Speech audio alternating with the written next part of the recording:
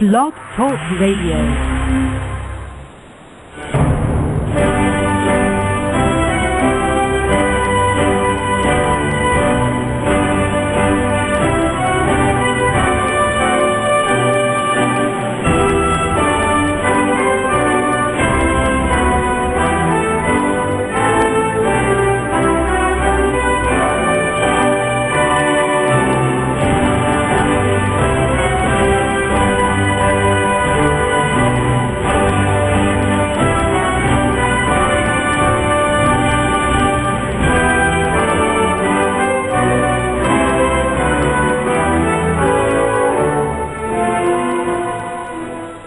Boa noite, meus amigos. Estamos aqui de volta. Como sempre, começamos invocando a Santíssima Virgem Maria, o Santo Padre Pio de Pietrelcina, para que roguem a Deus que nenhuma injustiça se cometa nesse programa.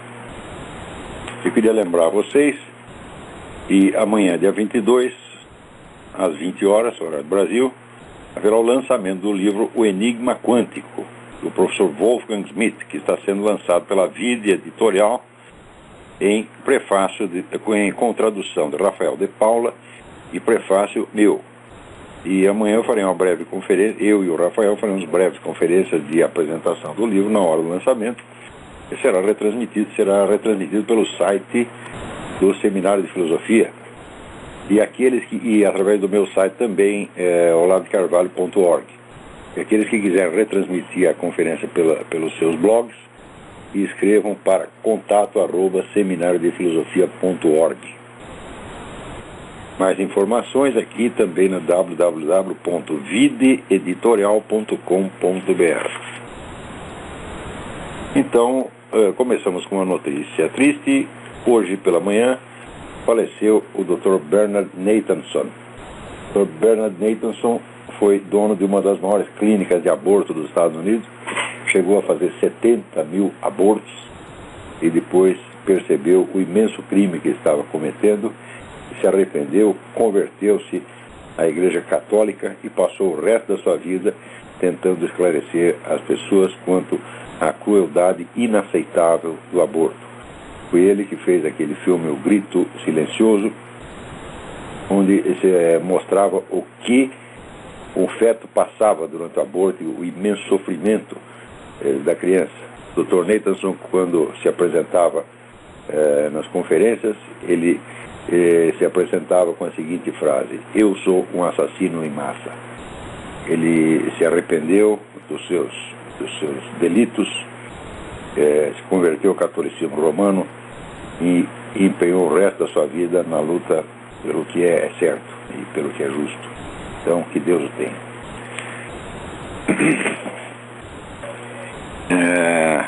Aqui me chega uma carta, Levi Marcos Pereira, pedindo que eu esclarecesse mais alguma coisa a respeito da relação entre o governo russo e a Igreja Ortodoxa. Ele li outro dia um artigo no Mídia Sem Máscara que explica o modus operandi da KGB no que toca às relações com a Igreja, especialmente no que se refere às aquisições de propriedade por parte dos hierarcas ortodoxos mundo afora, de modo a ampliar a abrangência da influência do poder russo. Ele diz: os chefes da Igreja Ortodoxa estão comprometidos somente com o poder ou falam em nome de Cristo? Olha, Levi, a pergunta não se aplica muito, porque qualquer sacerdote que seja regularmente ordenado, a missa que ele celebra é válida, o batismo que ele celebra é válido, a confissão que ele recebe é válida, a comunhão que ele dá é válida, tudo válido do mesmo jeito. Agora, ele vai para o inferno, tá certo? Então você nunca, o fiel tem muito que se preocupar com o que se passa na cabeça do padre, tá certo?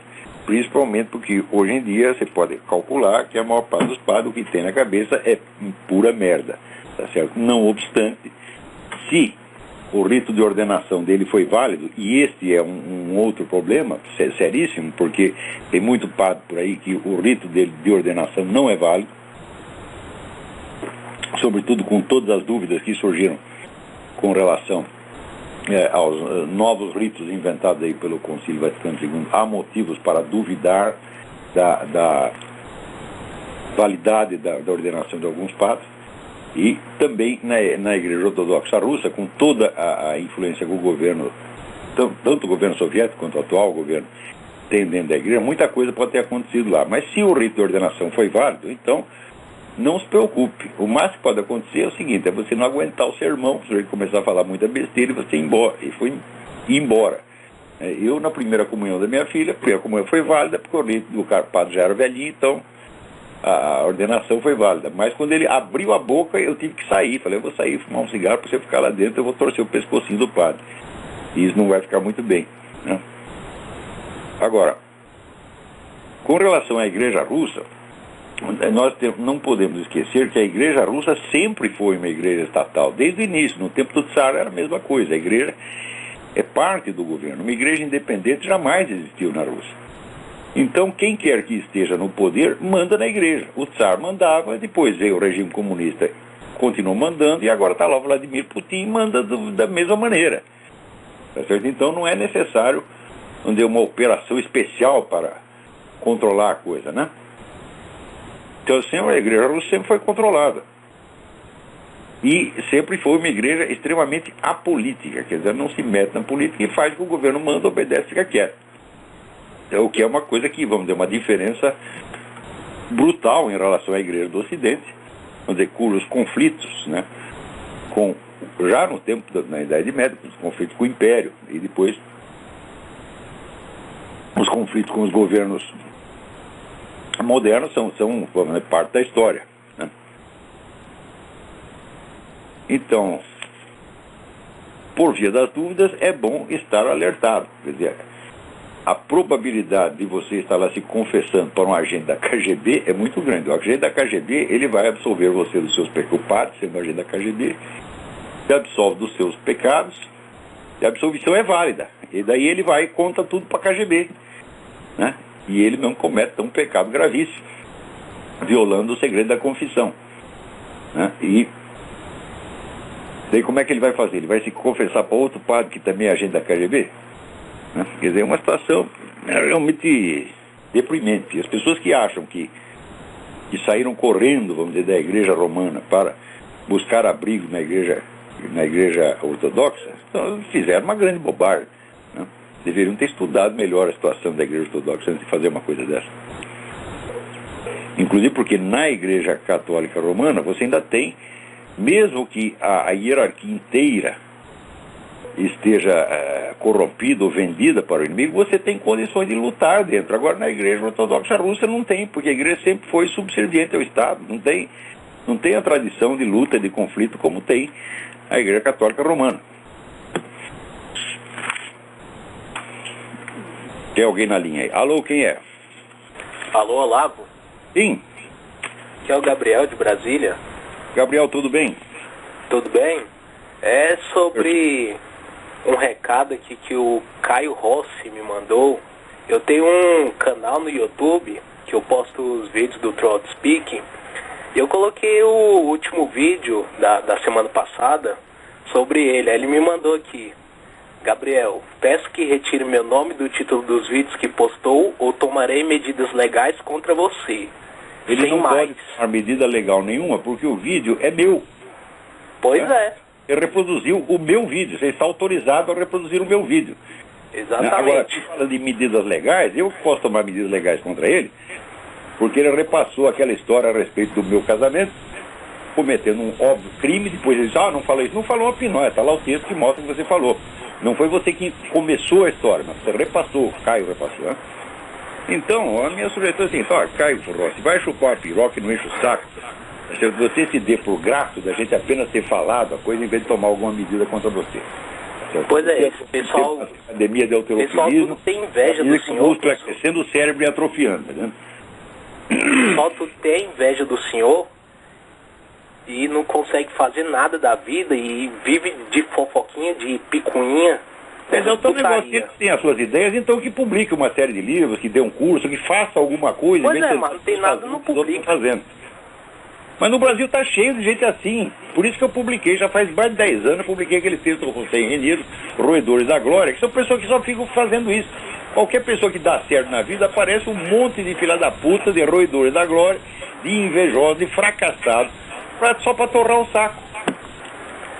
Então eu gostaria só de deixar claro para esse Caio Rossi aí que os vídeos vão continuar e que eu não vou tirar o nome dele e que ele que vá à merda.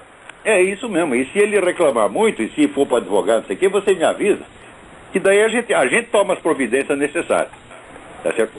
Vamos dizer, o vídeo é meu, se alguém pudesse reclamar da reprodução, seria o dono do vídeo, o proprietário da imagem, que sou eu. E eu não estou reclamando nada, estou até agradecendo que você tenha divulgado isso.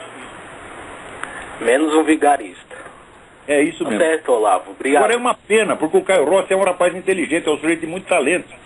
O que falta para ele não é talento, não é inteligência, é caráter. Falta vergonha nessa sua cara, Caio Rossi. Tá certo? Porque você, enquanto você pôde tirar proveito dos meus ensinamentos, você aprendeu muita coisa. Não aprendeu pouco não, porque tu não é burro, tá certo? Mas depois, rapaz, é como diz, o fracasso subiu a cabeça, né?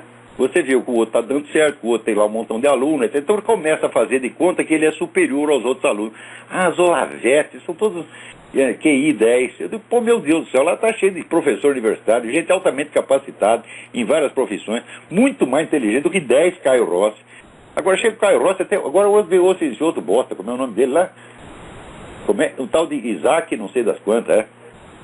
O cara, rapaz, ele começa, sabe o quê? Reclamando assim, você fica citando autores desconhecidos? Eu digo, uai, mas que eu saiba a função do jornalista, né? É pesquisar as coisas e informar aquilo que o público ainda não sabe. Por definição é assim. Agora o que é? Ele só quer que eu dê notícia velha? Só fala dos autores que todo mundo já leu? Quer dizer, eu vou citar o quê? Eu vou citar o Paulo Coelho? Que é o único autor que tu leu na vida, rapaz? O que é isto? Vai lamber sabão, né? Agora, é incrível, o Brasil, as pessoas estão loucas, reclamando que o sujeito cita autores desconhecidos. Agora, sabe qual é o autor desconhecido que ele reclama que eu citei? Saul Alinsky, o mentor do presidente dos Estados Unidos, o autor mais conhecido, comentado nesse país aqui, mas não chegou ainda na Tábua Tupiniquim, né? Ou pelo menos não chegou lá no bairro do Isaac, né?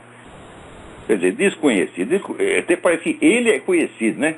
Isaac é mundialmente conhecido, Saul Alinsky ninguém leu. Saul Alinsky é um bom filho da puta, mas dizer que ele é desconhecido, ora, porra, né? O Saul Alinsky está para o Barack Obama como Karl Marx está para Lenin.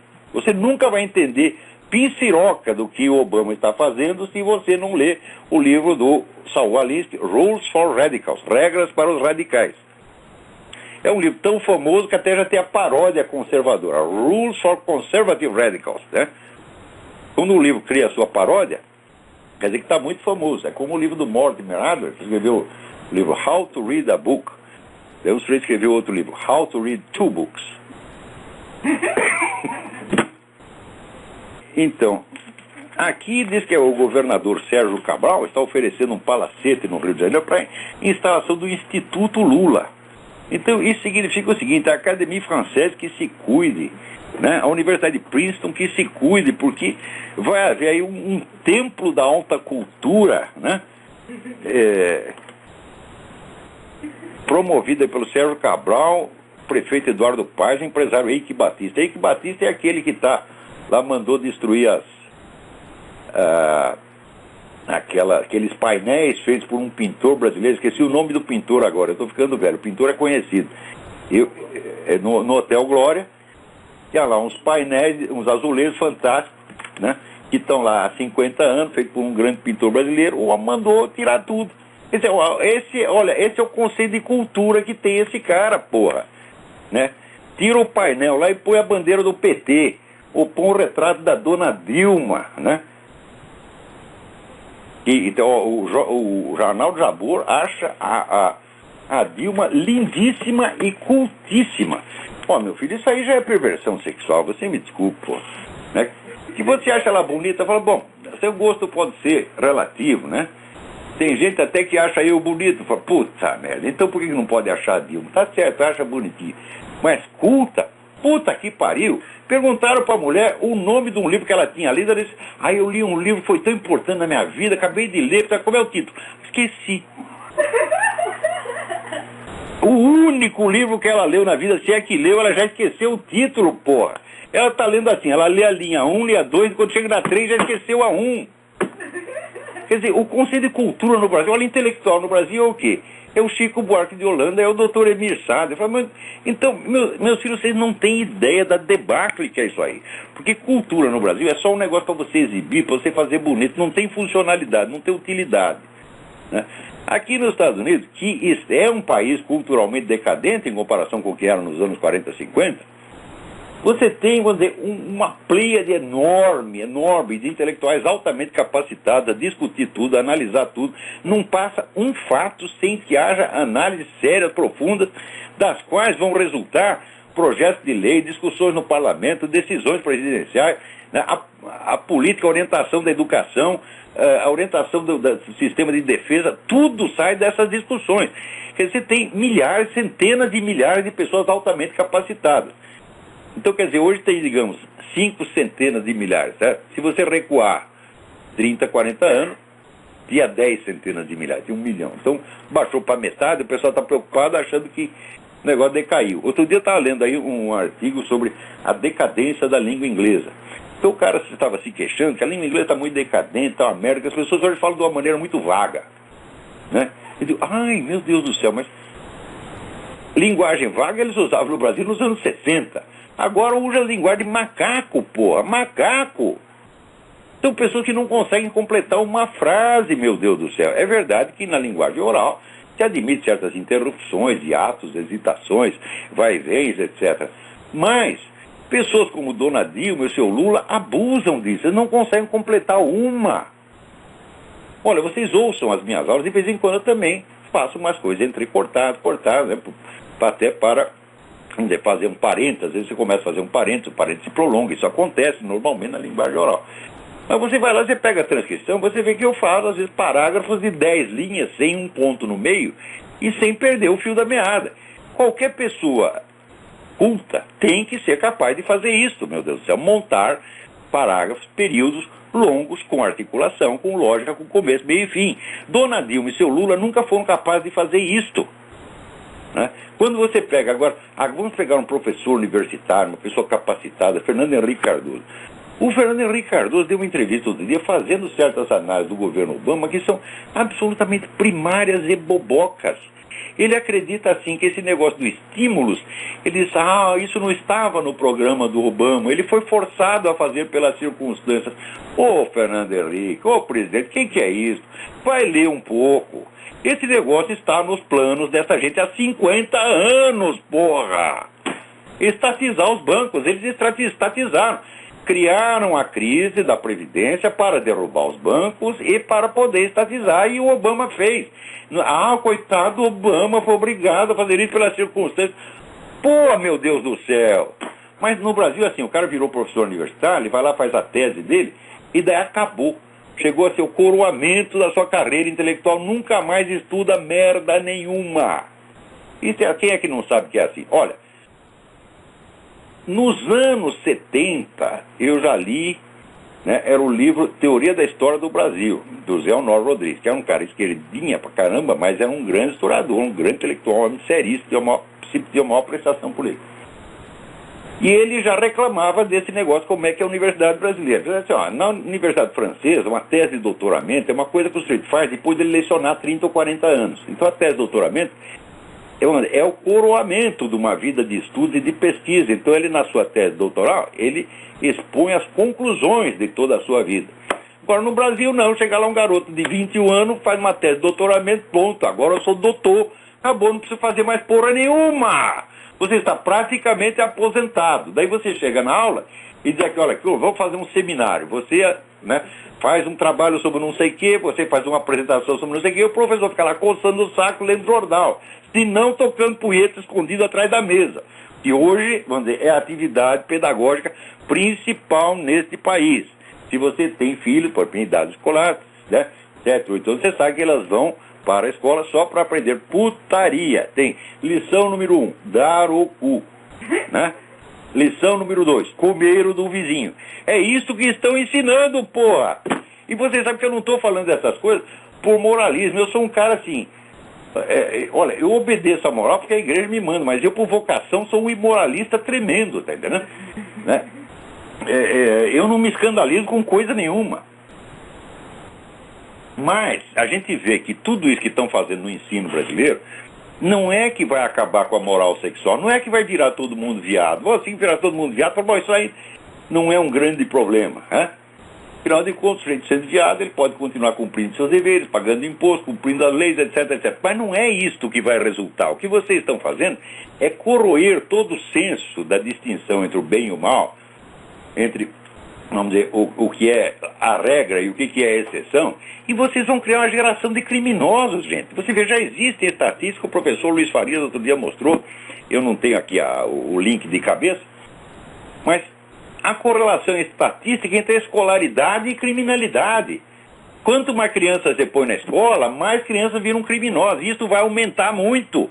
Esse negócio de professor bater, de aluno bater em professor, tocar fogo na cabeça, no cabelo da professora, derrubar o professor da escada, tá certo? Assaltar o professor, está virando moda no Brasil. Aqui também começou a virar moda, mas não tanto quanto no Brasil, né? Em Nova York isso aconteceu. Sabe o que a prefeitura de Nova York fez? Privatizou as escolas. Falou, nós não aguentamos cuidar desse abacaxi. Então, vendeu as escolas, né? Isso aí vai fazer o quê? Mais de 10 anos, né? E o negócio de violência escolar aqui diminuiu muito nos últimos anos, mas no Brasil está crescendo. Porque, eu vou dizer para vocês por que acontece. Essas coisas, vamos dizer, de movimento gay, feminismo, as coisas, todos esses movimentos, elas têm uma função na sociedade. Qual é a função? A função é representar a contrapartida crítica do sistema. Então, como você vê os defeitos do sistema, então você enfatiza os valores contrários, que são hipotéticos, que às vezes são valores somente na sua cabeça.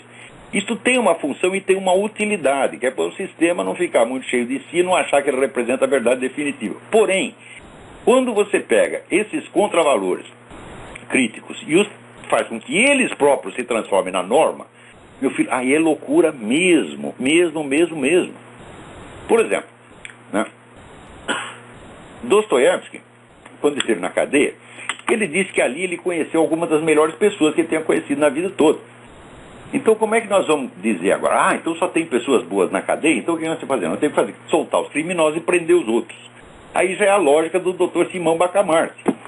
Quando você repara que existem elementos de loucura nas pessoas normais e elementos de sanidade nos loucos, aí você... É claro que isso existe, mas é uma questão de proporção. Agora, quando você toma isso literalmente a sério e transforma isso na norma, então, o normal é ser louco, tem que ser louco. Tá certo?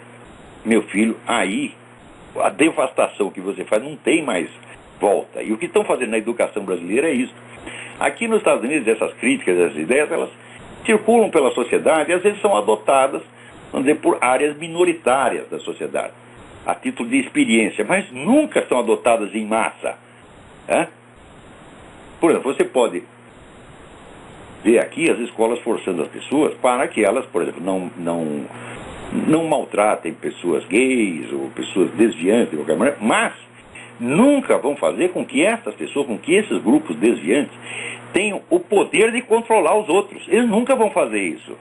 O americano diz, é louco, mas não rasga dinheiro. Agora no Brasil rasga dinheiro sim, porra. O que estão fazendo aí no Brasil, por exemplo, esse negócio de gay invadir a igreja e ficar lá dentro, um amassando o outro, passando a mão na piroca do outro dentro da igreja, para provocar o padre, aí o padre vai reclamar, daí eles dizem, é crime de homofobia.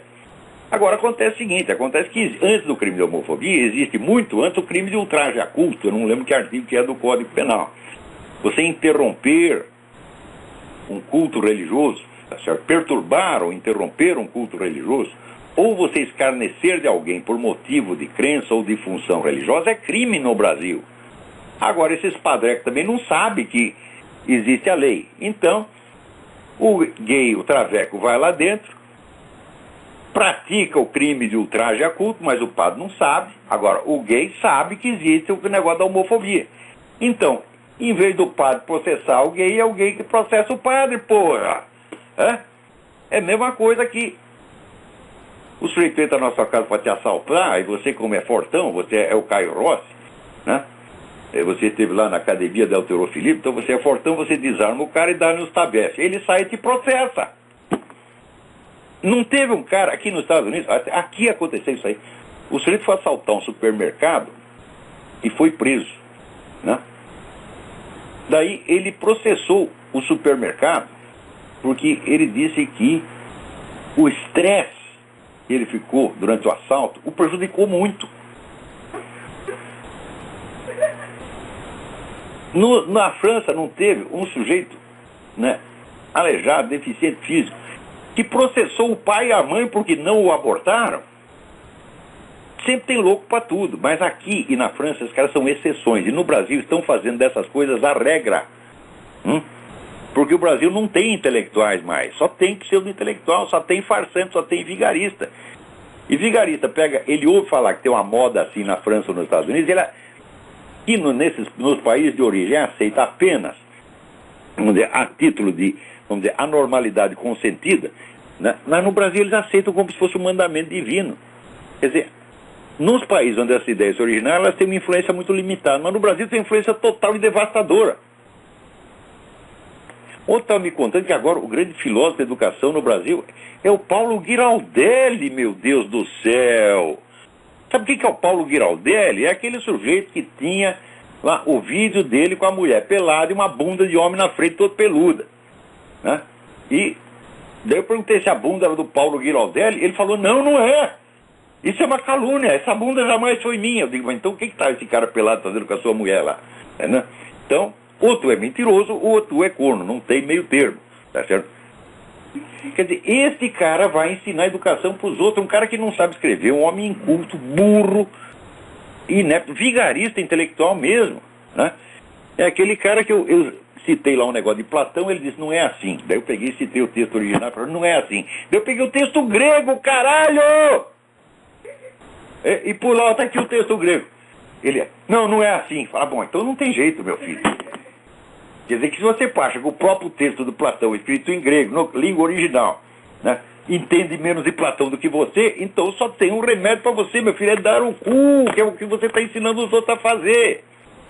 Aliás, agora que tem um monte de brasileiro fazendo operação transexual na Tailândia. Olha, eu sou inteiramente a favor, eu sou inteiramente solidário. Né? Eu acho que vocês, tudo que estão aí nesse negócio de movimento gay, essa coisa toda, vocês têm de parar de viadagem, tá? Seja homem, vai logo e corta o peru, porra. Tá entendendo? Então, esses travecos estão dando um exemplo de macheza para todos vocês, né? Então, chega os entretanto, vai logo pro finalmente, já corta logo, tá entendendo?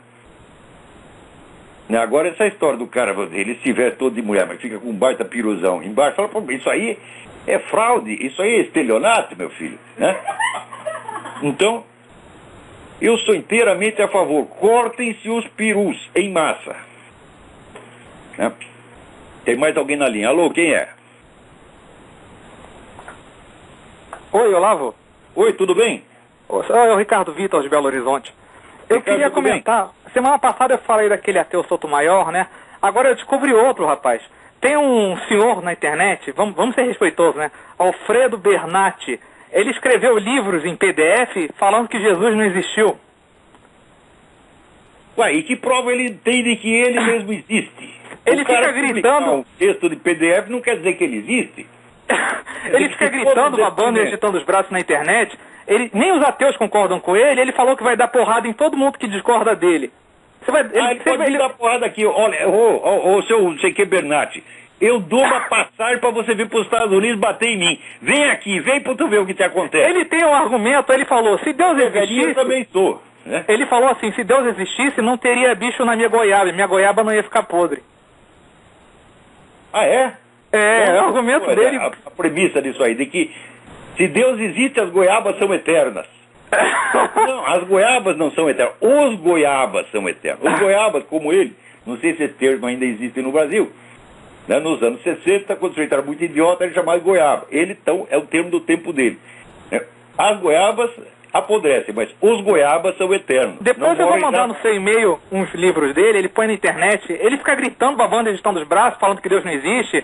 Ele falou assim, não, meus livros são de graça, eu não vendo meus livros, aí, que ele só põe de graça. Eu falei, quer comprar, porra. Ele falou que, é porque nenhuma editora quer comprar os livros dele, os direitos, né? Aí ele falou, mas são meus best-sellers. Aí o pessoal falou, pô, cara, best-seller é o livro que tá vendido, como é que você é best-seller se não vende o livro, pô?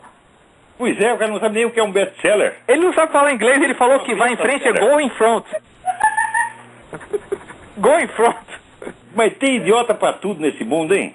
Então manda um recado pro Alfredo Bernatti. O que você quer falar pro Alfredo Bernatti? Alfredo Bernatti, você já é um senhor de idade, eu também sou. Se você quer bater em mim, você vem. Eu lhe dou uma passagem. Eu vou ter que comprar passagem com antecedência, porque é mais barato. Se eu for comprar para amanhã, vai sair caro. Então eu compro a passagem para daqui 6 meses para você vir aqui bater em mim, tá bom? Ah, por favor, Olavo, manda um abraço. Tá, manda um abraço de Itamanduá. Por que você não vai ensinar lá no Instituto Lula, ô Bernatti? Porra!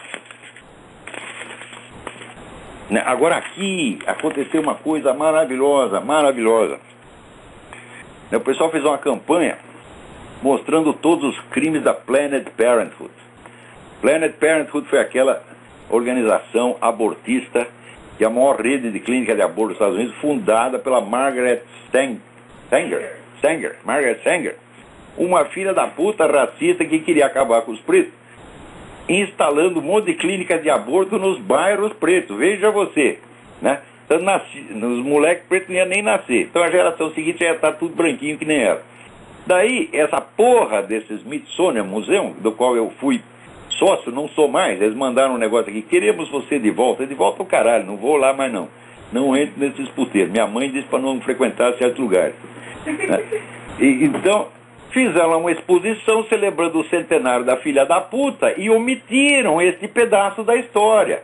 Quer dizer, vocês estão enganando a população. O que é o Smithsonian? É um bando de vigarista. Digo na sua cara, isso é vigarice. Me processa se quiser. Vai tomar no olho do seu cu.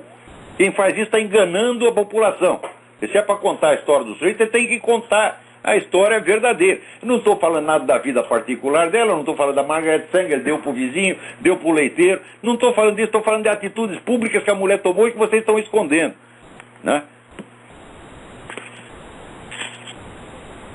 Agora, aqui, né, me manda um artigo do Milton Ratum, que saiu no Estado de São Paulo, né, dizendo que esse movimento que está havendo lá no Oriente Médio, isso é tudo uma maravilha, é a democracia. Eu digo, mas, meu Deus do céu, olha, nunca houve democracia em nenhum daqueles países e não vai haver, pô. Só vai haver no Iraque, porque os Estados Unidos foram lá e implantaram o negócio, daí você pôr um monte de marine lá para tomar conta. E daí os caras vão votar direitinho e dão o cargo para o sujeito eleito e obedece à lei enquanto estão os americanos lá. Os americanos virar as costas, aquilo vira um cu no dia seguinte. E quem é que não sabe? Vou dizer por quê. Porque isso faz parte da tradição islâmica.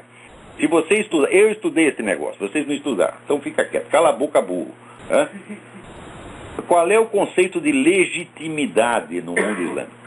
O governante legítimo é o governante que está no poder. Qualquer um que chega ao poder é considerado legítimo até prova em contrário. Por quê? Porque se ele está no poder, foi Deus que deu. Então, ele é legítimo até a hora que alguém o tira de lá. Então, daí ele deixou de ser legítimo. Então, esse conceito está lá faz 1.600, 1.400 anos, pô. Então, se os caras foram educados na base de que todo governo é legítimo desde que ele exista, então significa o seguinte: o que vigora é a lei do cão, é a lei do mais forte. O sujeito chegou lá, ele é legítimo no dia seguinte e vai todo mundo puxar saco. Sempre foi assim e sempre será. Como é que você vai implantar democracia num lugar assim? Para implantar democracia, você tem que pegar, vou dizer como é que faz, vou dar uma receita, né? Se eu fosse governando o mundo, né, como o Obama pretende ser, né, eu dizia, bom, quero implantar a democracia nos países islâmicos. Então o que você vai fazer? Você tem que reunir todos os teólogos do mundo islâmico e dizer, meu filho, você vai ter que inventar uma outra interpretação do Corão e vai ter que disseminar essa nova interpretação durante 2 ou 3 séculos, até as pessoas entenderem que nem todo governo constituído é legítimo. Aí a hora que eles entenderem que existe uma legitimidade em si, que existem traços objetivos que caracterizam um governo legítimo e que pode distinguir de um governo ilegítimo, como se aprendeu no Ocidente, quando eles aprenderem isso, daí talvez eles consigam montar uma democracia que dure. Até lá não, porque tem um fator religioso que está contra. Agora, esses teólogos islâmicos, meu Deus do céu, o que eles fazem é uma coisa tão absurda. Agora você veja, por exemplo, tem lá um rapaz peraí, deixa eu ver se eu acho aqui. Perdi. Eita, é tanto papel. Aqui, no Afeganistão, um sujeito muçulmano se converteu ao cristianismo 8 anos atrás. Está na cadeia aguardando execução. Porque a sentença para o convertido é a morte. E segundo o ministro da Justiça, não há exceção. Ora, nós temos que fazer uma campanha mundial para convencer os teólogos islâmicos em massa de que isso não é a única interpretação possível, de que há exceções, de que tem que atenuar esse negócio. Enquanto não adianta você fazer pressão sobre o governo, você tem que entender isso, porra. Né? Vamos dizer, nos países islâmicos, a lei é o próprio Corão. Ora, o Corão é um livro de 200 páginas e nem tudo está explicado lá. Então depende do quê? Do como os teólogos vão explicar. Um explica de um jeito, outro explica do outro. O que vigora? O que vigora é a opinião do que eles chamam Umma. Umma é a comunidade dos sábios, que eles acham que são sábios, né? Então o que os sábios dizem é isso que vira lei, não é o Corão diretamente. E se o sábio falar um monte de besteira, vai vigorar um monte de besteira, porra. Então, como não existe distinção entre a lei religiosa e a lei civil, então tudo depende da interpretação que se faça da lei religiosa. Não depende do governo, porra. Se tem que fazer pressão, tem que fazer pressão sobre a Umma, sobre a comunidade dos teólogos. E dizer, olha, porra, vocês mudam esse negócio, isso aí está errado, vocês estão entendendo a coisa errada, vocês radicalizaram o negócio demais. Tem que mudar, tem que discutir. A discussão não é proibida no mundo islâmico, a discussão teológica não é proibida. Em alguns países não, acabou, aqui não se discute mais, já está tudo interpretado e cala a boca burro. Mas em outros não é. Então a pressão tem que ser feita em cima dos líderes religiosos, em cima dos teólogos e não em cima do governo. O governo não vai poder contrariar a opinião da Umma, porque se ele fizer isso, ele cai em 24 horas. Você vê que lá, por exemplo, você tem o conflito político, mas os dois lados, né, chamam o Corão para se legitimar. Os dois lados, sempre. Ninguém vai dizer, eu estou aqui contra o Corão, eu sou anti-islâmico. Fala isso, os caras te matam na mesma hora. Né? Então, esta lei, vamos dizer, ela não foi inventada por um governo. Isso aqui é uma tradição islâmica. Essa tradição pode ser mudada desde que haja uma séria discussão entre os teólogos. Mas isso leva séculos, gente. Espera aí, tem mais alguém na linha aí?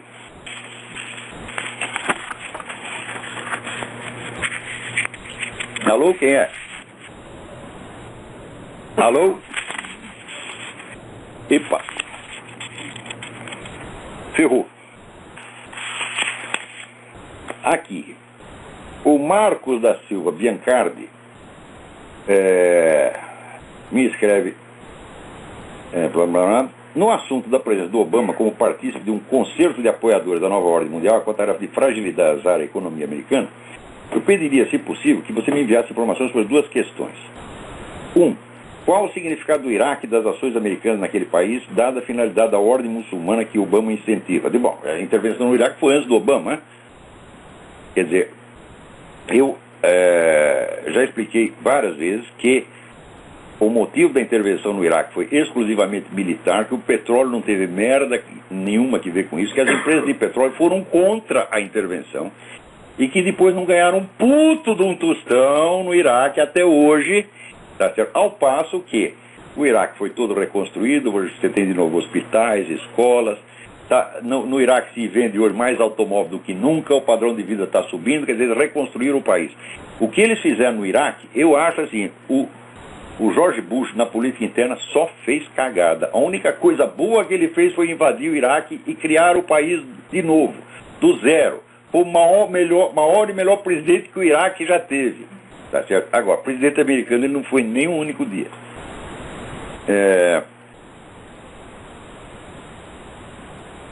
Pergunta, por que as forças multinacionais que estão lá, sob a chefia americana, não permitem ali também a implantação definitiva de um poder islamita? Muito bem. Quando eles começaram a operação, que foi no governo Bush, o objetivo era exclusivamente militar e iria, evidentemente, contornar toda a questão religiosa. Não se fala mais na questão religiosa. Quiseram inaugurar uma política civil democrática, na qual todas as facções religiosas pudessem participar igualmente. Ali no Iraque havia condição para fazer isso. Por quê? Porque a facção radical dominante não era a Fraternidade Islâmica, e sim era o partido Ba'ath do Saddam Hussein, cujo partido a invasão americana destruiu por completo. Então não havia facções radicais capazes de tomar o poder no Iraque no dia seguinte. Ao contrário do que acontece no Egito, porra. Exatamente o contrário. Então, destruído o partido Baath, havia condições para se implantar a democracia. No Egito, o que você vai fazer? Destruir a fraternidade islâmica? Não pode, porra. Então não é a mesma coisa. Segundo, qual seria a lógica maior da elite global para a destruição dos Estados Unidos? Muito bem, aí é um problema que é de uma ambiguidade, assim, de um caráter paradoxal, que deve fazer esses camaradas da nova ordem mundial perder o sono todos os dias. Porque, por um lado, eles têm que quebrar a soberania dos Estados Unidos e de Israel, que são os maiores obstáculos que existem à implantação de um governo mundial. Por exemplo, já expliquei aqui, se os Estados Unidos se submeterem ao Tribunal Penal Internacional, então pode vir um juiz da Suíça, da Alemanha, da Zâmbia, de Uganda, e mandar prender o presidente americano. Então acabou a soberania. Os americanos não podem aceitar isso. Né? Então, por isso mesmo, o pessoal da nova ordem global entende que se não quebrar a espinha da soberania americana, não virá governo mundial. Ou pelo menos não terá o poder que eles pretendem que tenha. Para quebrar a soberania, precisa quebrar a economia também. Só que tem o seguinte problema. Dos três esquemas globalistas que existem, que é esse esquema ocidental, o esquema russo-chinês e o esquema islâmico, o esquema ocidental só tem como base militar, como suporte militar, os próprios Estados Unidos. Então, eles querem quebrar a espinha do país, mas não podem quebrar por completo. Então, o que eles fazem? Fica fazendo esse jogo de morde e assopra. Né? Como é que eles vão sair dessa? Eu não sei. Eu não sou Nelson Rockefeller, não sou George Soros, não tenho nada a ver com isso. Eles que se arrumem. Então, você vê a ambiguidade do que eles fazem. Então, por um lado, eles tinham que assegurar, vamos dizer, a segurança americana no Iraque. Fizeram isso, tá certo? Mas, por outro lado, estão abrindo as portas dos Estados Unidos para a invasão islâmica. Não invasão de imigrantes, a invasão dos altos círculos. Esse pessoal muçulmano aqui está comprando todo mundo, é uma compra de consciência que já teve na história dos Estados Unidos. Leiam lá o livro The Muslim Mafia e vocês vão ver que não é pouca porcaria aquele negócio. Então, eles combatem os islâmicos num lugar do planeta e ajudam no outro. Essa ambiguidade é em parte calculada, mas em parte reflete apenas confusão, porque você pensa, né, para acreditar que existe assim, um poder secreto que controla tudo, o cara precisa ser muito trouxa. O que existe é grupos e pessoas que querem mandar em tudo e querem controlar tudo, mas eles não controlam sequer os seus próprios peidos. Tá entendendo? Ele está lá sentado, segurando o peido sai. Isso já deve ter acontecido para os Rockefellers, para os George Soros, acontece até a mim, vocês dizem que coisa, os meus peidos não me obedecem. Então, o que existe é presunção de mandar no mundo. Então tem três grupos muito fortes, com muito dinheiro, querendo mandar no mundo. Agora, eles não agem de maneira coerente, eles erram. Né? Esse plano, vamos dizer, dos Rockefellers, etc., já era para ter dado certo há muito tempo. Né? Eles calculavam que quando chegasse no ano 2000 já estaria tudo montado o governo mundial. E não está ainda, porra. Né? Então, eu acho que esse governo mundial será sempre um fracasso. É que nem aquele rapaz que outro dia no Chile desembarcou lá, o David Rockefeller, já velhinho na cadeira de roda, um chileno. Falou, vai pra casa, filha da puta, nós não queremos seu governo mundial, vai a merda. Né? Aí, e ele dizia, o seu governo mundial vai falhar, vai fracassar. É claro que vai fracassar. Né? Todo projeto, vamos dizer, de poder excessivo, ele fracassa por definição. Júlio César fracassou, Alexandre o Grande fracassou, Stalin fracassou, Mao Tse Tung fracassou, Gengis Khan fracassou, Hitler fracassou, e esses caras vão fracassar também. Os três grupos, russo, chinês, os islâmicos e essa turma do Rockefeller, vão todos falhar. Mas falando nisso, alguém me pede, né, como é que eu posso me informar melhor sobre esse negócio de nova ordem mundial. Né? Então, eu fiz aqui uma lista dos principais livros que as pessoas deveriam ler a respeito. Agora, peraí, a lista está aqui. Sobre esse negócio de nova ordem mundial, todo mundo fala muita besteira no Brasil, porque as pessoas discutem no Brasil pelo imaginário, né? É coisa assim que passou pela cabeça delas. Eles não sabem que existe um treco chamado fato e outro treco chamado documento.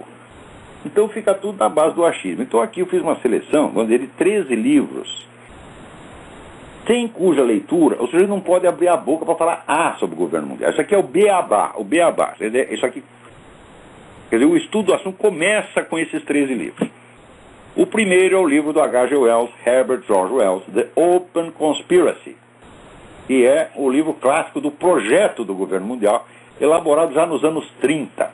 Herbert George Wells era um cara importante nos círculos fabianos. O fabianismo é uma variante do socialismo que pretende implantar o socialismo não por meios revolucionários, mas através de medidas legislativas e burocráticas, que é exatamente o que está sendo feito no mundo.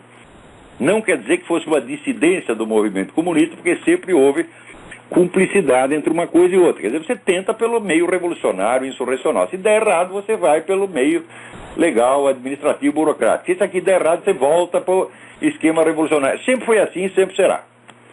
Então, o projeto do governo mundial está lá exposto. Não é a primeira exposição, mas é, vamos dizer, a primeira exposição total do projeto. Então, se você não leu nem o projeto, então não dá para você saber o que está acontecendo. Agora, se você lê o projeto e vê aqui, o Street está dizendo que eles vão fazer isso, mais isso, mais isso, mais isso. Então você sabe que, pelo menos, como intenção, a coisa já existe. Portanto, não é uma hipótese. Tá? É uma declaração de intenções. O segundo documento fundamental é o livro do professor Carroll Quigley. Quigley escreve Q-U-I-G-L-E-Y, que se chama Tragedy and Hope, uma história do mundo no nosso tempo. O Carroll Quigley foi assessor de pessoas do tipo Rockefeller, não digo que fosse o Rockefeller, que são os grandes cérebros aí da nova ordem mundial, e ele conta no livro todo o projeto, como é que é, e ele apoia o projeto, tal como H.G. Wells. O Wells era um adepto do governo mundial, um formulador e grande adepto e apóstolo do governo mundial. O Carroll Quigley também. O Quigley só acha que, ele só não gosta que a coisa seja tão escondida. Na verdade, nunca foi totalmente escondida, é apenas discreto. E o Quigley acha que a coisa devia ser objeto de discussão em público. Ele diz, nós podemos enfrentar a discussão em público porque nós ganharemos a discussão. Então, o terceiro livro é o livro do G. Edward Griffin. Griffin escreve G-R-I-F-F-I-N. O livro se chama The Fearful Master, o Senhor Temível.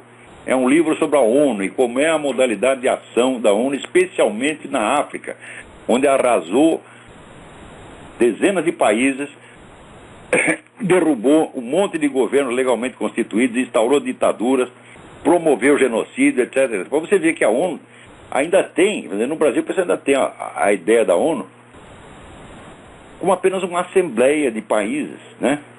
Que não tem poder nenhum, o poder é apenas delegado pelo país. Não é assim de maneira alguma. Há muito tempo já não é assim.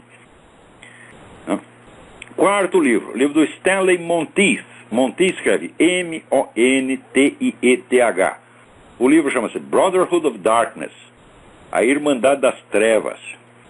Então, esse livro é o melhor que existe sobre a participação de sociedades esotéricas e secretas dentro deste semi-secretas, dentro deste plano da nova ordem mundial. Uma interpretação extremamente equilibrada e muito bem informada. Quinto livro, o livro que eu já citei dezenas de vezes, o livro do Lee Penn, P-E-N-N. O livro chama-se False Dawn, a falsa aurora, com o subtítulo The United Religious Initiative, Globalism and the Quest for a One World Religion. Quer dizer, a iniciativa, tem uma entidade que chama United Religious Initiative, Iniciativa de Religiões Unidas, o globalismo e a busca por uma religião mundial. Então está lá abundantemente documentado. Esse livro é constituído sobretudo de documentos mostrando o desenvolvimento das discussões e projetos para fundir todas as religiões tradicionais, as religiões novas, numa religião biônica a ser implantada pela ONU. E está lá, olha, o número de pessoas que participaram dessas discussões e projetos é um negócio impressionante. Gente de muito peso, tá certo? Está lá George Bush, estava o Papa João Paulo II, está todo mundo metido nisso. Aquilo que o Malachi Martin contou no livro The Windswept House, A Casa Batida pelo Vento, ele contou sob forma romanceada que a intervenção deste pessoal da religião global dentro da Igreja Católica, aquilo é tudo verdade. Ele escreveu sob forma de romance porque os personagens estavam vivos e poderiam processar. Então ele simplesmente trocou os nomes, mas já está publicada a lista de quem corresponde a quem, e quando você tem lá a lista, você vê que aquilo aconteceu mesmo. Sexto livro, o livro do Cliff Kincaid, é o homem do Accuracy in Media. O livro chama-se Global Bondage, Servidão Global, o plano das Nações Unidas para governar o mundo. Esse livro é mais centrado nas iniciativas mais recentes da União das Nações Unidas e complementa maravilhosamente o livro do Edward Griffin, The Fearful Master. Sétimo livro, outro livro do Cliff Kincaid, Global Taxes for World Government, Impostos Mundiais para o Governo Global.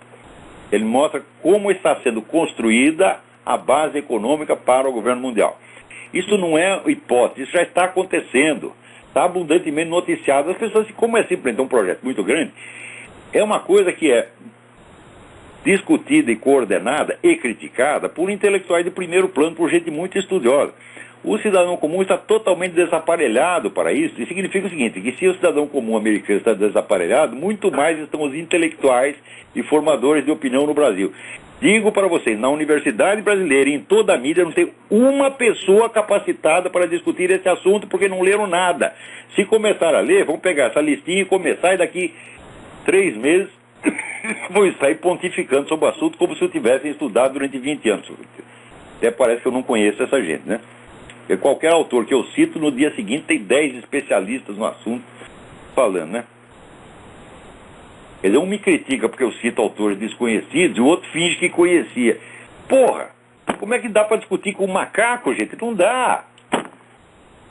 Oitavo livro, o livro do E. Michael Jones, Libido Dominandi. É um termo latino de Santo Agostinho. Quer dizer, o desejo de domínio, né? A volúpia de poder, né? Com o subtítulo Sexual Liberation and Political Control. Então, mostrando como, pelo menos há 2 séculos, essas campanhas de liberação sexual estão sendo usadas para criar mais controle social. É um negócio do pão e circo, só que agora não é mais pão e circo, é buceta e circo. Você libera, né, o sexo, e as pessoas, atrás do prazer, elas aceitam mais e mais e mais e mais controle estatal em cima delas.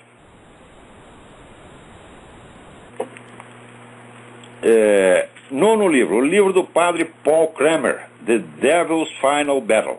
É o livro que mostra a formação do poder mundial desde o ponto de vista da profecia de Fátima, que foi o acontecimento espiritual central do século XX. Então, vamos dizer, é a profecia de Fátima que nos fornece um ponto de vista unificado para você entender, vamos dizer, a unidade do processo. Então esse livro é absolutamente indispensável. 10º livro, livro do jornalista espanhol Daniel Stulin, The True Story of the Bilderberg Group. Quer dizer, o Bilderberg é um círculo, um clube de bilionários e pessoas altamente influentes que se reúne pelo menos uma vez por ano para fazer uma análise do estado do mundo e implementar os projetos de governo mundial. Até o Papa João Paulo II participou de reuniões do Bilderberg. E o Daniel Stulin, ele acompanhou essas reuniões durante 20 anos e fez pela primeira vez um apanhado unificado do que é o Bilderberg e qual é a sua verdadeira atuação no mundo. 11º título, Philip Darrell Collins e Paul David Collins. Collins é C-O-L-L-I-N-S. The Ascendancy of the Scientific Dictatorship. A função da ciência e da tecnologia na constituição do poder mundial. Um livro da mais alta importância. 12º livro, Hervé Rissan. Rissan escreve R-Y-S-S-E-N. Les Espérances Planetariennes. As Esperanças Planetárias. É um livro sobre, o imaginário, as mudanças do imaginário, do sentimento coletivo que estão sendo, realizadas para tornar palatável, ou pelo menos não é palatável, para tornar insensível a formação da nova ordem mundial, de modo que esse poder mundial seja constituído diante dos olhos de todo mundo, sem que as pessoas sequer percebam. Tanto que até hoje tem gente que tem a cara de pau de dizer que isso é uma hipótese, isso é uma opinião. Meu Deus do céu. Se o sujeito diz, eu vou fazer isso assim, assim, assim, assim. Depois ele diz, eu estou fazendo, pá, pá, pá, pá. Depois ele diz, já está dando certo. Eu venho e conto o que o cara está fazendo e ele diz que é hipótese. Significa que você não sabe o que é uma hipótese. Né? Hipótese é se eu, sem ter a minuta dos planos, a narração das ações, o depoimento do próprio interessado, eu conjeturasse, eu acho que o sujeito está fazendo assim, assim, assim. Mas não é o que acho, eles mesmos estão dizendo, meu Deus do céu. A coisa se existe algo que está bem documentado no mundo, é a formação do poder global. Então, aqui, 13º livro, Ted Flynn, F-L-Y-N-N, Hope of the Wicked, a esperança dos wicked é malicioso, né? A esperança dos maus. The Master Plan to Rule the World, o plano geral para o domínio do mundo. Então, esses 3 livros são o beabá desse assunto. Então, se o cara não leu pelo menos esses 13, não leu e pensou sobre isso aí, não tem condição de abrir a boca sobre o assunto. Ora, eu li centenas de livros sobre isso, centenas. E desses centenas eu selecionei esse aqui porque são aqueles que, vamos dizer, primeiro, tem as informações mais básicas. Segundo, são os mais simples, os mais interessantes de ler. Tá certo? E terceiro, enfocam o assunto do ponto de vista geral. Agora, se você for partir, vamos dizer, para os estudos sobre pontos determinados, então a bibliografia não acaba mais. Tá certo? Dá para você lotar bibliotecas inteiras. E mesmo tudo que eu li, que são algumas centenas de livros, olha, é nada no conjunto. Né? Muito bem, o que mais nós temos aqui? Aqui. Polêmica pelo desalojamento de gays que invadiram o átrio da Catedral de Lima, Peru, num beijaço massivo. Quer dizer, como polêmica? O que é isso? Ora, quando começou esse negócio de movimento gay, eu disse, daqui a alguns anos eles vão começar a entrar dentro das igrejas e criar situações constrangedoras para humilhar o padre, humilhar os fiéis, humilhar o rabino, tá certo? E quando essas autoridades religiosas tomarem alguma providência para expulsá-los, eles vão clamar que é crime de homofobia. Quer dizer, vão criar essa situação premeditadamente. Imediatamente apareceu 15 porta-vozes, né, do movimento gay, dizendo, onde já se viu, isso é paranoia. Ele está nos atribuindo intenções que não tem, falando, não foi interpretação minha. Eu li os documentos nos quais vocês dizem que vão fazer isso. São planos que estão lá muito, muito bem documentados. Eles a gente só tem que ver o seguinte, qual é o estágio de implementação do plano. Então, agora, esse negócio de fazer beijar, ela dando amasso dentro de igreja, que é uma coisa que um casal heterossexual não pode fazer, se fizer vai preso. Tá certo? Que era, uns anos atrás, era apenas um plano e que foi testado em pontos específicos aqui dos Estados Unidos e de outros países, agora está virando norma geral. Isso quer dizer que daqui uns anos será impossível, preste bem atenção, impossível realizar qualquer cerimônia religiosa em público sem o risco desse tipo de ofensa premeditada, maligna, maliciosa, mal intencionada. Então, por hoje é só. E alguém me pergunta aqui, como posso ter acesso à sua entrevista? Ele escreve Jerry Nyquist, não é Jerry, é Jeffrey, J-E-F-F-R-E-Y, Jeffrey Nyquist.